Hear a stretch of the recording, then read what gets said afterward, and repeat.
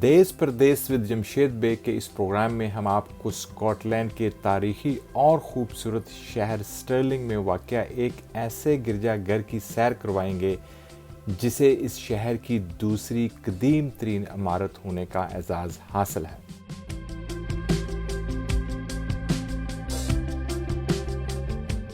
Stirling में कायम ये गिरजाघर पूरी दुनिया में हॉली रूड चर्च के नाम से जाना जाता है।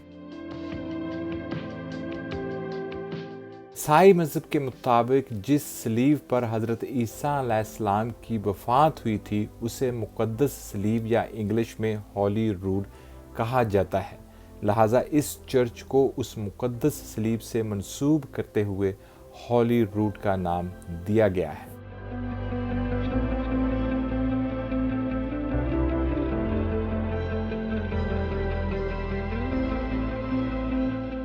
कहा जाता है कि जिस सलीब पर हज़रत ईसा अलैहिस्सलाम को लटका कर मारा गया था उसके छोटे छोटे टुकड़े करके मुख्तलिफ ममालिक के गिरजाघरों में रखे गए हैं।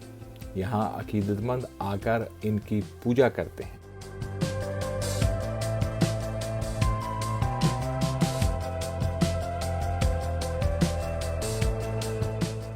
इस चर्च की बुनियाद सन 1129 में किंग डेविड अव्वल के दौर में रखी गई। तामीर के वक्त इस गिरजाघर को ईसाई मजहबी बुजुर्ग मोदान के नाम से मंसूब करते हुए सेंट मोदान के नाम से मंसूब किया गया। सन 1405 में आग लगने की वजह से ये गिरजाघर जलकर खाकस्तर हो गया। सन 1500 में इस गिरजाघर को नए सिरे से तामीर करने का काम शुरू किया गया।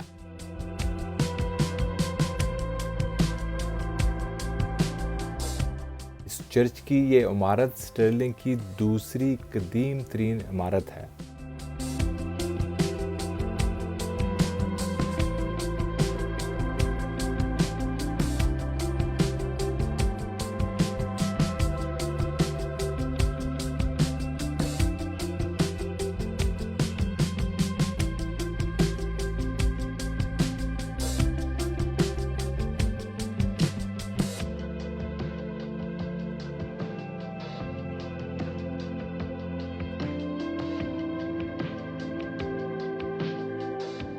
इस गिरजाघर की इब्तदाई तामीर में ये मीनार शामिल नहीं था।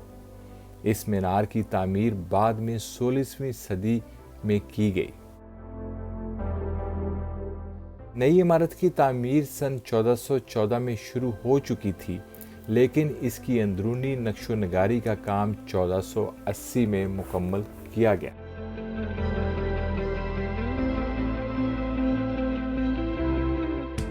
स्टर्लिंग के इस शानदार कदीम गिरजाघर के पहलू में वाक़या शाही कला, जो कि स्टर्लिंग की सबसे पुरानी इमारत होने का एजाज़ भी रखता है, हमेशा से ही स्कॉटलैंड के शाही ख़ानदानों की पसंदीदा रहायशगाह रहा है, जिसकी वजह से इस शाही कला से मुतसिल ये गिरजाघर भी शाही गिरजाघर में तब्दील हो गया और इस गिरजाघर को शाही मजहबी रसूमात के साथ साथ ताज पोशी के लिए भी इस्तेमाल किया जाने लगा।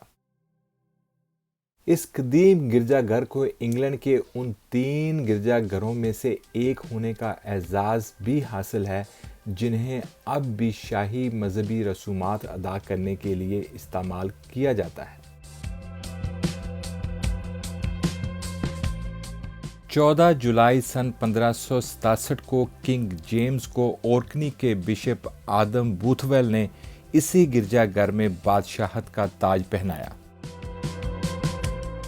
गिरजाघर के बारे में ये इल्ज़ाम भी लगाया जाता है कि सन 1651 में जब 3 रियासतों की जंग के दौरान जनरल मंक ने स्टर्लिंग के शाही किले का मुहासरा किया तो उसकी फ़ौज की भरपूर फायरिंग की वजह से इस गिरजाघर की इमारत को काफ़ी नुकसान पहुंचा, जो आज भी देखा जा सकता है।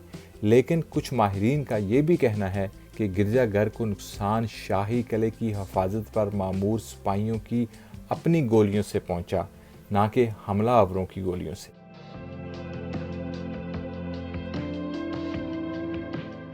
ہالی روڈ گرجا گھر کے مغربی اور شمال مغربی حصے میں قائم یہ قدیم قبرستان 16ویں صدی میں بنایا گیا۔ سن 1851 میں اس قبرستان کی توسیع کا کام شروع کیا گیا، جس کی وجہ سے اس قبرستان کے شمالی جانب ایک دلکش وادی قبرستان بنایا گیا۔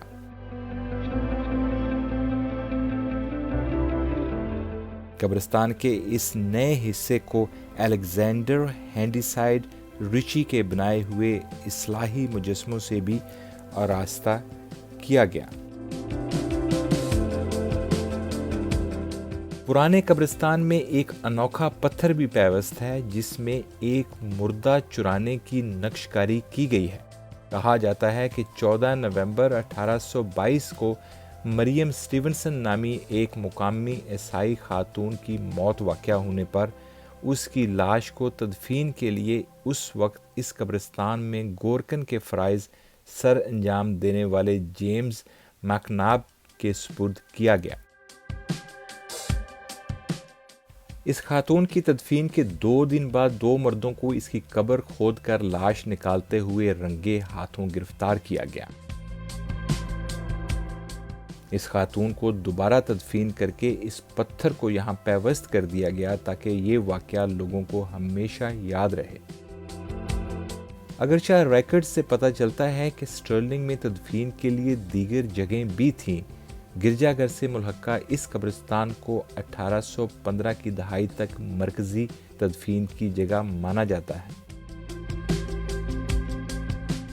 گرجا گھر کے شمال کی طرف کے علاقے میں پائی جانے والی قبریں انتہائی سادہ اور بغیر کسی نام کے ہیں، جن سے پتہ چلتا ہے کہ اس علاقے کو غریب لوگوں کو دفن کرنے کے لیے مختص کیا گیا تھا، جبکہ دوسرے حصے کی قبروں پر پتھر آویزاں کیے گئے ہیں، جن میں سب سے پرانے پتھر پر سن 1579 کی تاریخ درج ہے۔ دنیا بھر کے ان خوبصورت، دلچسپ اور تاریخی مقامات کو آپ تک پہنچانے کی اس چھوٹی سی کاوش میں آپ بھی ہمارا ساتھ دیجیے۔ اس ویڈیو کو لائک کیجیے، زیادہ سے زیادہ شیئر کیجیے اور ہمارے چینل کو سبسکرائب کیجیے تاکہ آئندہ آنے والے تمام پروگرام آپ باقاعدگی سے دیکھ سکیں۔ شکریہ۔